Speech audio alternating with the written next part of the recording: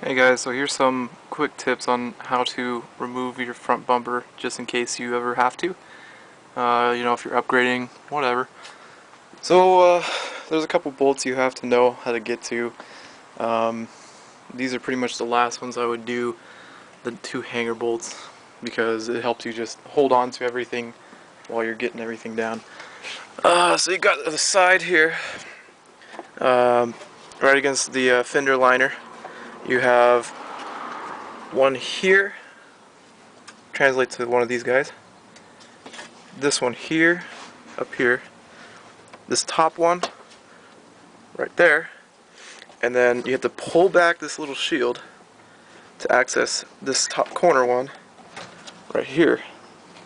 So once you have that done, then you want to start going for the ones that are kind of hidden.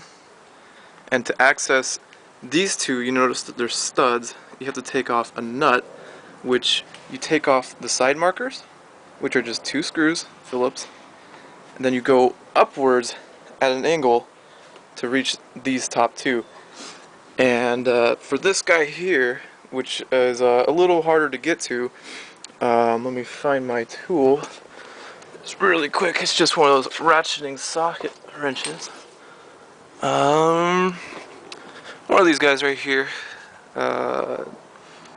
Slide that on there. It helps a lot. That way you don't have to reset it every single time.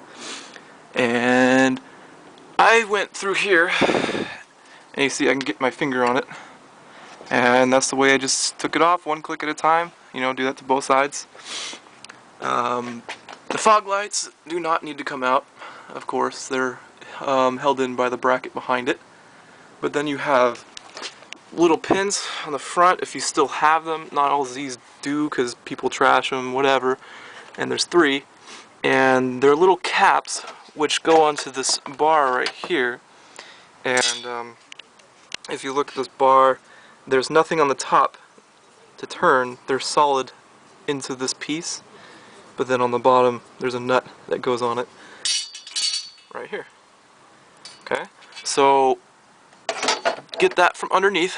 It drops the splash shield, and then same thing over on this side.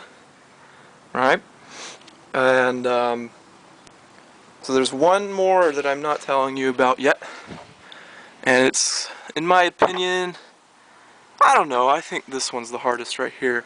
And that's the one where I had to reach in with the ratcheting one. But there's also the corner signal sort of bracket. If you see it there, it's just the hole you're seeing. And you just get two extensions, pull the shielding back, and attack it. It doesn't look like it'll turn because you're not getting it quite straight on with the wheel in the way. But in fact, you are turning it. And if you can't tell, just shine a light in and keep going. Probably are turning it.